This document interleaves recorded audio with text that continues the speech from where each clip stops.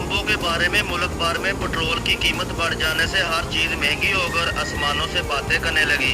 लेकिन गोजरा के petrol pump मालिका ने अपने ही रेट मुकर्रर किए हुए हैं, कोई भी पूछने वाला नहीं। एक तरफ तो आवाम को बहुत ही मुश्किलात का सामना है, दूसरी तरफ ये करप्ट माफिया बेईमानी करके आवाम को दोनों हाथों से लूट रहा है।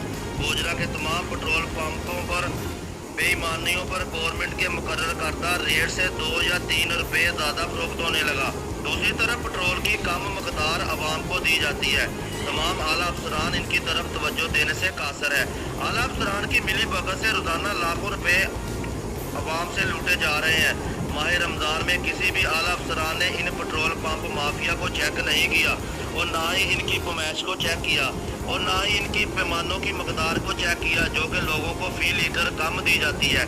मुतलका खुदा के लिए हमारी गरीब आवाम पर रहम करो। हमारी दरख्वास्त है DCO टोपा टेक सिंह मियाँ मोहसिन रशीद से, असिस्टेंट कमिश्नर गोजरा शहरियार आरफ से ये फौरी नोटिस ले। इन करप्ट माफिया और पेट्रोल की कीमत और मकदार को चेक किया जाए। जो भी इस गलत काम में मुलव्वस है इनको भारी जुर्माने और